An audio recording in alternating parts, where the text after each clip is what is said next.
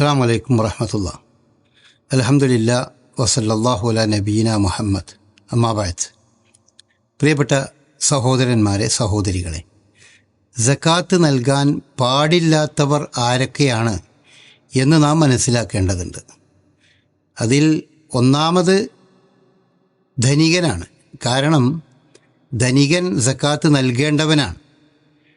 റസൂലുള്ളാഹി സ്വല്ലല്ലാഹി അലൈഹി വസല്ലമ പറഞ്ഞത് തുഖദു മിൻ അഗ്നിയാഇഹിം എന്നാണ്.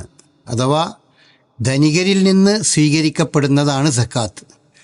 അപ്പോൾ സ്വീകരിക്കപ്പെടുന്ന ധനികൻ അവൻ സക്കാത്തിന് അർഹനാകുന്നില്ല.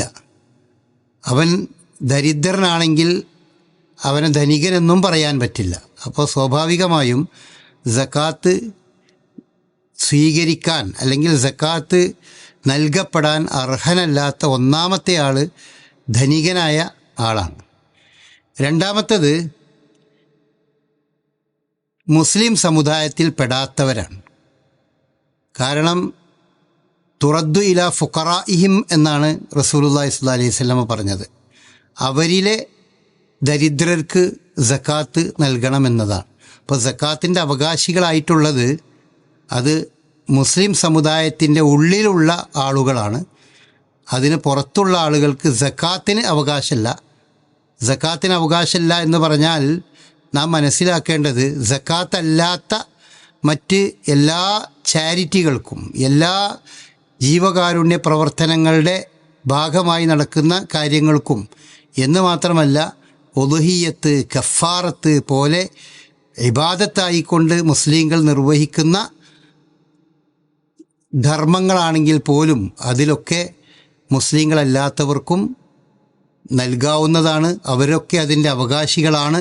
എന്നാൽ സക്കാത്തിൻ്റെ അവകാശികളായി മുസ്ലിം സമുദായത്തിലുള്ളവർ മാത്രമേ ഉൾപ്പെടുകയുള്ളൂ. അതിൽ നിന്ന് എക്സംപ്റ്റ് ചെയ്യപ്പെടുന്നത് അഥവാ ഒഴിവാക്കപ്പെടുന്നത് മുസ്ലിങ്ങളുമായി വളരെ അടുത്ത് നല്ല രീതിയിൽ ഇടപഴകുന്ന മുസ്ലിങ്ങളുടെ ശത്രുക്കളല്ലാത്ത ഇതര സമുദായത്തിൽപ്പെട്ടവരും സക്കാത്ത് സ്വീകരിക്കാൻ അർഹരായിട്ടുള്ള ആളുകളാണ്. അവർക്ക് നൽകുന്നതിന് വിരോധമല്ല.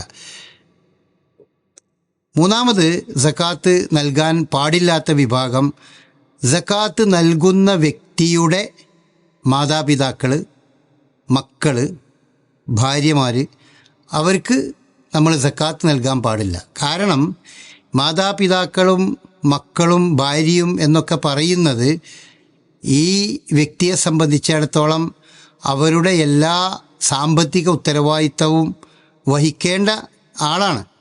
അപ്പോൾ അവർക്ക് സക്കാത്ത് നൽകാൻ അല്ല അയാൾ ശ്രദ്ധിക്കേണ്ടത്, മറിച്ച് അവരുടെ എല്ലാ സാമ്പത്തിക ഉത്തരവാദിത്തങ്ങളും നിർവഹിക്കാനാണ് ശ്രദ്ധിക്കേണ്ടത്. അത് നിർവഹിച്ചിട്ട് ബാക്കിയുണ്ടെങ്കിലേ അയാൾ സക്കാത്ത് നൽകേണ്ടതുള്ളൂ. അതുകൊണ്ടാണ് പണ്ഡിതന്മാർ മാതാപിതാക്കളെയും മക്കളെയും അതുപോലെ ഭാര്യമാരെയൊക്കെ സക്കാത്ത് സ്വീകരിക്കാൻ അർഹപ്പെട്ടവരുടെ കൂട്ടത്തിൽ നിന്ന് ഒഴിവാക്കിയിട്ടുള്ളത്. പിന്നെ നാലാമത്തെ വിഭാഗം നബി കുടുംബമാണ്. നബി സല്ലല്ലാഹു അലൈഹി വസല്ലമയുടെ കുടുംബത്തിന് സക്കാത്തിന് അർഹതയില്ല. അത് റസൂലുള്ളാഹി സ്വല്ലല്ലാഹി അലൈഹി വസല്ലമ വളരെ വ്യക്തമായി പറഞ്ഞ കാര്യമാണ്. പ്രത്യേകിച്ചും ബനൂ ഹാഷിം കുടുംബം. അപ്പോൾ നബി കുടുംബമാണ് എന്ന് അവകാശപ്പെടുന്ന ആളുകൾ യഥാർത്ഥത്തിൽ സക്കാത്ത് സ്വീകരിക്കാൻ പാടില്ലാത്തവരാണ് എന്നുകൂടി നമ്മൾ ആ കൂട്ടത്തിൽ മനസ്സിലാക്കണം. അഞ്ചാമത്തത് ശാരീരിക ശേഷിയുള്ള അധ്വാനിക്കാൻ കഴിവുള്ള ആളുകളാണ്. റസൂലുള്ളാഹി സ്വല്ലല്ലാഹി അലൈഹി വസല്ലമ ആ വിഷയകമായി പറഞ്ഞത് ഇതാണ്: ലാ തഹില്ലു സദഖതു ലിഗനിയിൻ വലാ ലിദീ മിർറത്തിൻ സവിയിൻ എന്നാണ്. അഥവാ